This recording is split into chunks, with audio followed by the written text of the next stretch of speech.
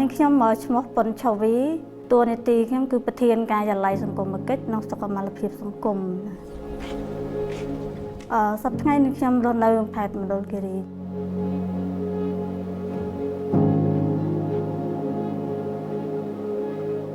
នេះខ្ញុំដំបូងរៀនថ្នាក់ទី1នឹងអាយុ16ឆ្នាំ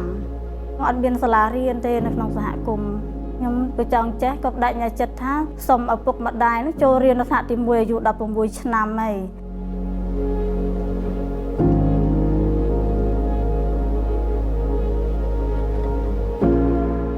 ក៏រៀនបានរហូតដល់ថ្នាក់ទី5ដោយសារជីវភាពគ្រួសារពិបាកឪពុកនោះគាត់ចាស់ជរាម្ដាយនោះគាត់ងឹតផ្នែកតាំងពីកំណើតនាងខ្ញុំហើយក៏សម្រេចចិត្តឈប់រៀនដល់ថ្នាក់ទី5ទៅ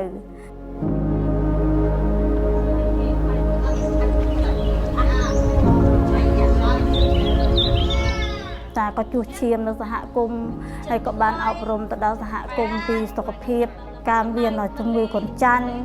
ការត្រៀមជំវិញកំណើត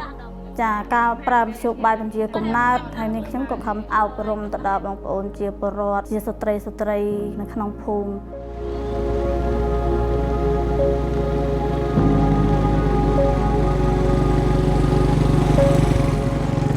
ក៏ធ្វើការបោះសម្អាតចឹងទេណាហើយក្រោយមនុស្សទីថារើសអ្នកក្របខ័ណ្ឌគេប្រឡងមិនអីមិនទេបើកុំព្យូទ័រក៏ខ្ញុំអត់ចេះហើយបន្ទាប់មកទៀតនោះក៏ទៅដាក់ពាក្យបញ្ជាប់ទៅ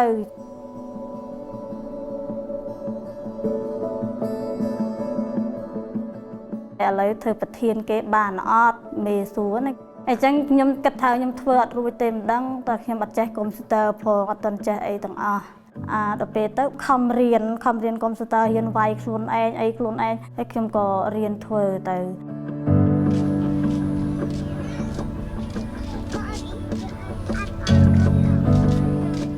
ស្ត្រីសម្រាប់កូនគឺគាត់អត់ទៅរកប៉ែទេគាត់ទៅប៉ែស្មោកគាត់កាប់អូសមកធ្វើឲ្យពពុះភ្លើងនឹងឯងដុតភ្លើងនឹងឯងអាំងប្រពន្ធគាត់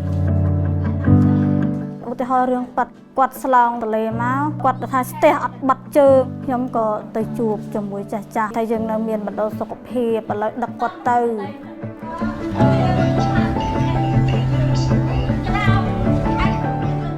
ខ្ញុំផ្អែកទៅលើច្បាប់អំពើហិង្សានៅក្នុងគ្រួសារខ្ញុំថាច្បាប់ឥឡូវគេលែងឲ្យវាយគ្នាហើយខ្ញុំទៅប្រាប់ប៉ូលីសប្រាប់អីបើសិនជាអត់ធ្វើតាមខ្ញុំថាចឹង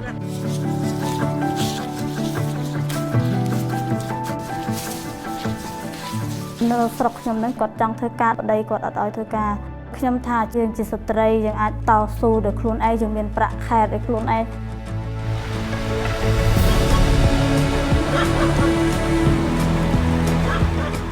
ខ្ញុំទៅណាក៏គាត់តែនិយាយថាមើលឆោវីអាចធ្វើបានពិបាកប៉ុណ្ណឹងហើយអាចធ្វើបានបរៀនកូនគាត់